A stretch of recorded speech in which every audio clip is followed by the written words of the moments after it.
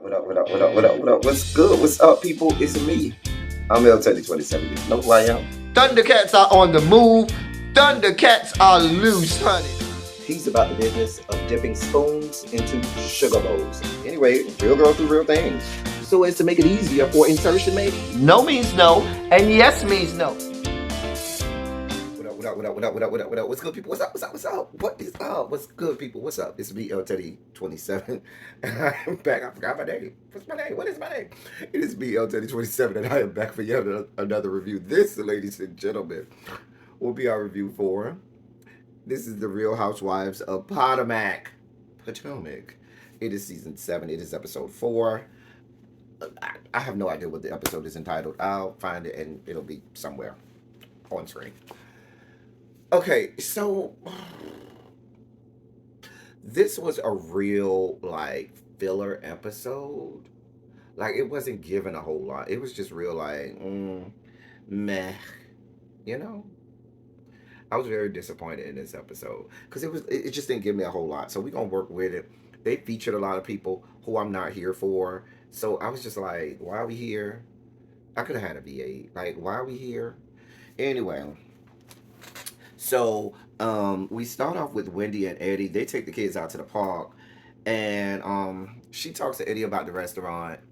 Eddie is just like, no, no, it's a no for me, dog. That's what Eddie basically was giving. Like, girl, you can't handle what you got going on right now. Why would I be okay with you taking on something else?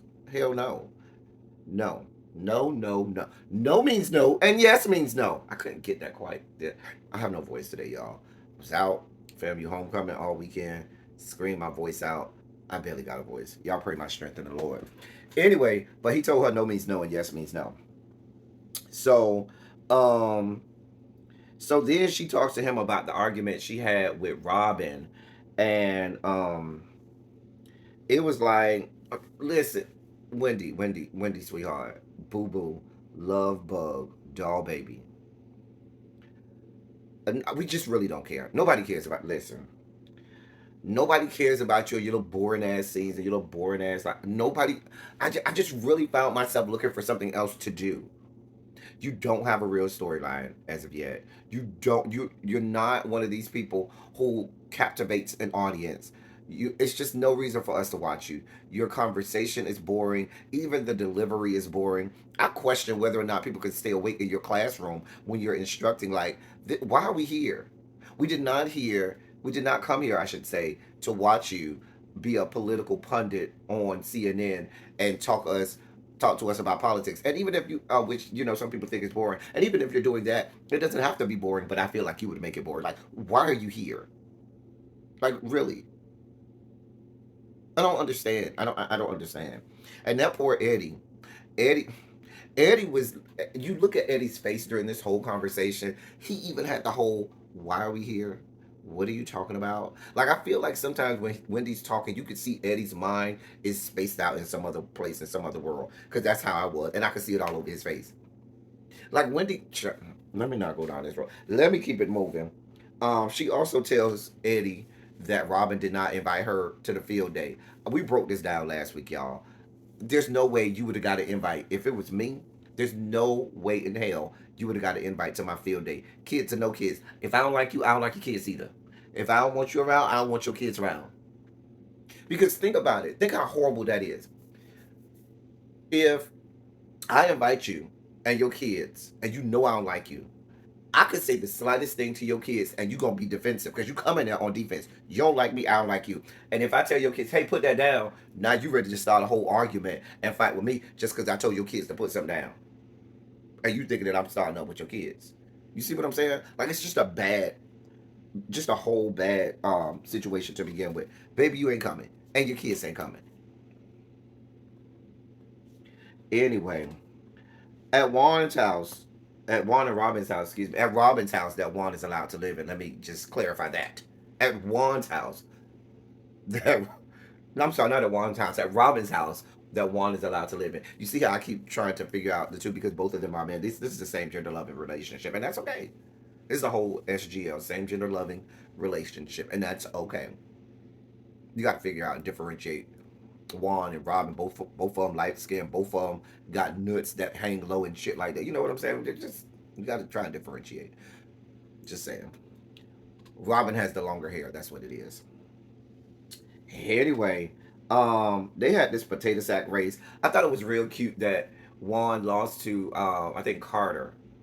I think that's who won. That's the oldest. I can't remember their name. Both of them start with a C, which I don't understand because neither Juan's name starts with a C, nor does Robin's name start with a C. So why do both kids' names start with? I don't know. That's just like Wendy and Eddie. All of their kids' names start with a K. Like I feel like there should be a reason or whatever. It ain't my kids. It ain't my problem. Anyway, so they start talking, and then they talk about the whole argument with Robin and Wendy and stuff like that, and then they talk about the Giselle situation and Candace with the Chris thing, and so then they cut back over to Wendy and Eddie talking about it. I have no idea what Wendy and Eddie said about it because just frankly, I told you every time Wendy comes on screen, it's just like you done gave me some Benadryl or some melatonin or something because I immediately start falling asleep. Like I'm just that needs to be her name, melatonin or something, because she just sends people to sleep. Like, why are you here, Wendy? There's another person that does that to me, but we'll get to her in a little bit.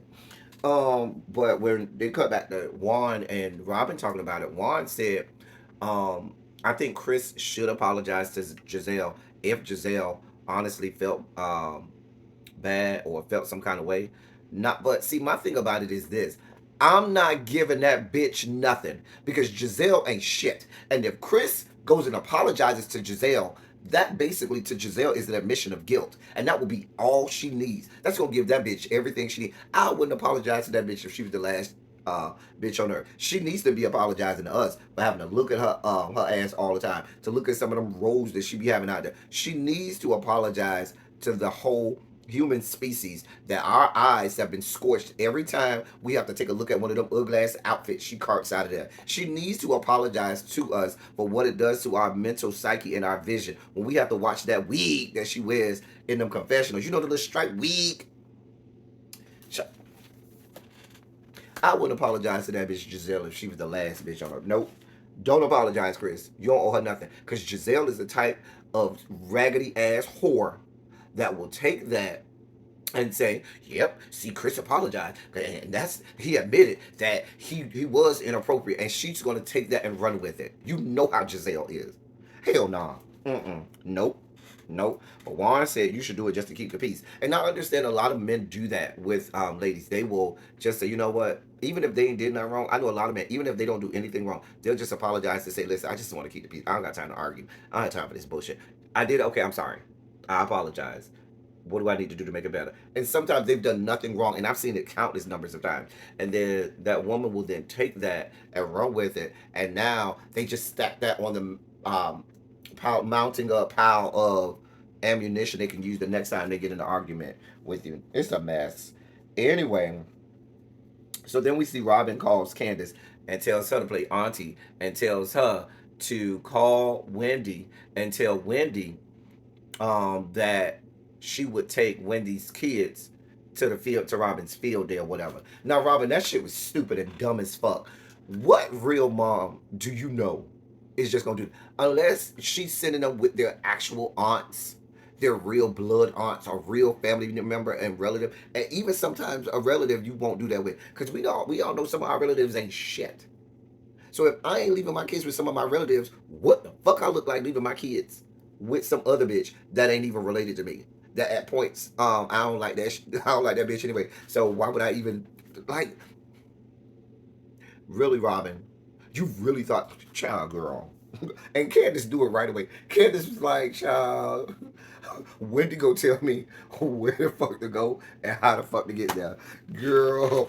Cause that shit was stupid, Robin. Like you had to be, you was really reaching, Robin. Anyway, we did see Karen at home.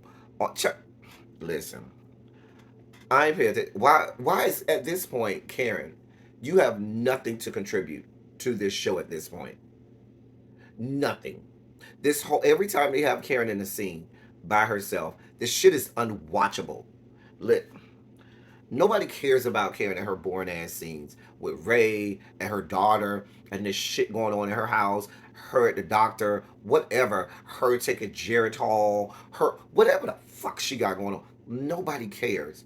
And the one storyline that she could have that we do care about, the bitch run away from it. We'll get there in a second. But nobody cares. I never pay attention when it's just Karen. She's nothing to contribute.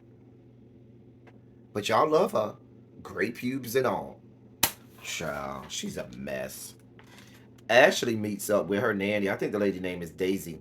She talking about they gonna release her and Michael gonna release some statement. They gonna have a press release or a statement release or whatever about their separation. Listen, just separate. Who sang that song, Avant? What we need to do, separate. What you got to do, separate. Wasn't that Avant? See, if I had a voice that I probably would be able to do it better, but I think that was Avant who sang that. But whatever.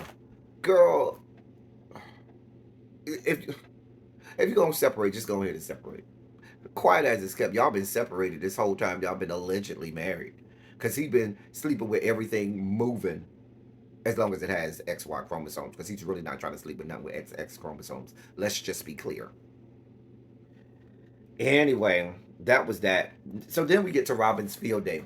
Now Mia, Mia doll, doll baby, baby doll, dear one, love bug. You doing a lot of shading of the people in the confessionals. Girl, you got a whole lot to say about a whole lot of people. As if you know, as if your shit ain't stank. Remember, Outcast told you, I know you want to act like your shit don't stink, but your roaches really smell like boo boo ooh ooh. I'm just being honest. Mia, you ain't shit. You ain't shit. But you in this confessional, you ain't no better than Giselle, because Giselle's whole life is a goddamn travesty. Her whole life is a travesty, and your whole life is turning out to be like Giselle. I give her and G another 2 or 3 years, and he gonna be divorcing her to find the next thought skank whore out of the goddamn script club. If he ain't already found her, it looked like he might. I wouldn't be surprised if he leave Mia for Jacqueline, but that's a whole nother story for a whole nother day. But you over here throwing a lot of shade at a lot of people in these confessionals like you are just that girl. You're not. It took us half of last season to realize that you were not a trans woman. Half the season, most of us with eyes went through the season, thought that they had incorporated the first trans woman on a Housewives show, and then we realized that you were not trans, and was like, oh, that's just a lot of plastic surgery. Oh, so you were willingly going for that look. Oh, okay. You really wanted to look like you were not a real woman, but a trans woman. Okay. Okay. Anyway, um, she started talking about the stuff with her mama with Gordon Gartrell. That's gonna be his name, Gordon Gartrell, from now on. With Gordon Gartrell when they was on their way to the field day. Listen, I believe the mom probably was, because the mom did admit that she was on drugs. So I believe the mom was on drugs. But I'm going to tell you about 85% of the shit she said about her mom, I just do not believe. 85% of the shit that Mia says out of her mouth, you just cannot believe. It's just, you can't. I'm just being honest. She's a liar. A known liar. The bitch ain't shit. Anyway. And what I hate is you are willingly going on television castigating your mom and everything she is, and you try to make it like your mom had nothing to do with you, with your grooming, had nothing to do with you being raised. And quiet as it's kept, she was there. She was a part of your whole process of you being raised and reared. But whatever. That's why the bitch ain't shit. Fuck you, Mia, and fuck your life. Wendy decided not to take. When they get to the field that we see Wendy, we found out Wendy said, "Girl, I ain't doing this with you. Girl, I ain't sending my kids." Like we knew. So field day is just a mess. It's all over the place. Robin looked a mess. The setup was a mess. I mean, y'all could have listen. It didn't even need to be organized. Y'all could have said, "Hey, we just gonna come to the park, get some footballs and basketballs, and let our kids go out there and have fun while we sit over here on the benches and have a good girl talk." Because there was this was stupid. It was dumb. But Robin put it together, and everything about her life and her look is stupid and dumb. So why do we expect it to be different? Anyway, Sharice comes. And then raggedy ass, gray pubic hair having ass Karen fakes a goddamn asthma attack or whatever the fuck she had. That's some weak ass shit, Karen. Ain't now, bitch, gonna have me to the point where I can't even go somewhere and be comfortable. Cause listen, if I can't stand you, and I got invited to the same event you was, baby, I'm gonna have a good time. Baby, I'm gonna laugh harder. Baby, I'm gonna yell louder. Baby, I'm gonna be so unbothered by you. You gonna get on my nerves because it's gonna be very apparent that I'm letting you know, bitch, he is not here for me. I sure ain't. That's some weak ass shit, Karen. But y'all love her. Y'all love that whore. The bitch is weak as fuck. She's a lying, weak as fuck whore. But y'all can have Karen. Y'all can have her and all that she got. I can't stand her. Anyway, Candace comes and ignores the fuck out of Giselle. Baby, when she went to Giselle's daughter Grace and said, Grace, hey girl, and hugged Grace and walked right by Giselle. See, that's what you're supposed to do, Karen. Girl, if you don't like a bitch, you let them know that you're unbothered and unfazed. Girl, but you weak as fuck, girl. Find you something to do with yourself. Karen has jumped the shark. Find something to do with yourself, Karen. Get off my television screen. But I was here for Candace. When Candace hugged Grace, hey Grace, boo, and walked right by her mama. That's another weak bitch, Giselle. Because real girls do real things. Because I dare, bitch. I'm sitting right here next to my child. And you come speak to my child and completely ignore me? No, bitch, that's my daughter. No, that's who I squirted out of my cooch. That's me right there. You ain't gonna come over here and just talk to my motherfucking daughter and not talk to me and think it's just gonna be okay. Bitch, I snatch you. Girl. But Giselle is a weak whore. Just like the geriatrics on this show are very weak. Giselle and Karen, those some weak ass bitches.